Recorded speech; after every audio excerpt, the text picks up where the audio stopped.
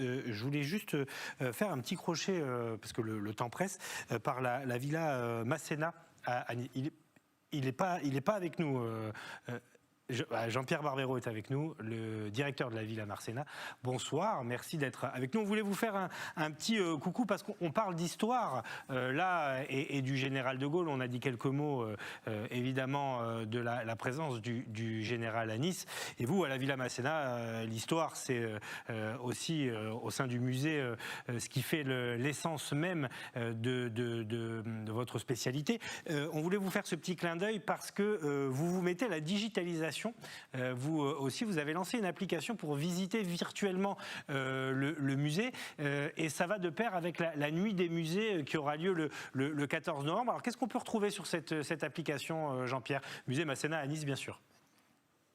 On va visiter le musée puisqu'à l'heure actuelle, à cause de la crise sanitaire, on en est empêché, en découvrant différemment les œuvres, puisque on rentre dans la villa, on va découvrir les salons, puis une fois qu'on est dans les salons, on rentre et on voit une torchère, on voit une sculpture, et là on veut en savoir plus. Donc on a les informations qui vont nous permettre petit à petit de faire un livre de cette histoire de la villa.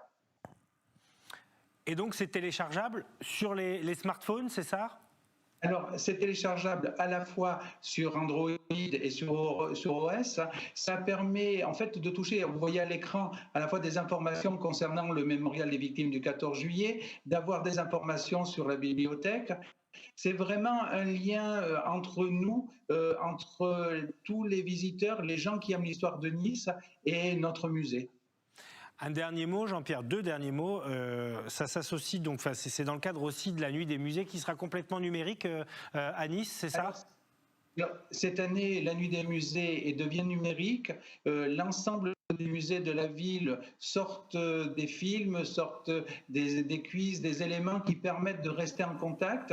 C'est difficile pour nous de ne pas rencontrer nos publics en direct, mais nous sommes là pour échanger, pour partager, et tous les moyens actuels, et tout à l'heure vous en parliez pour les ventes, pour les entreprises, mais aussi pour la culture, que ce soit pour l'opéra, pour le théâtre de Nice, tout le monde a envie d'échanger, de communiquer.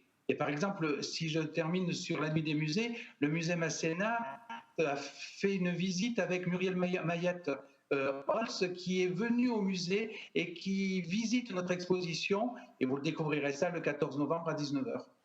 Un dernier mot, le général de Gaulle n'est jamais allé à la Villa Masséna, si?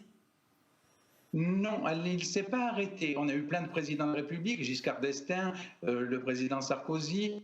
Le général de Gaulle, non, je n'ai pas eu la chance de retrouver les documents parce que je n'étais pas né à l'époque, mais par contre, il n'y a pas de documents qui montrent sa venue.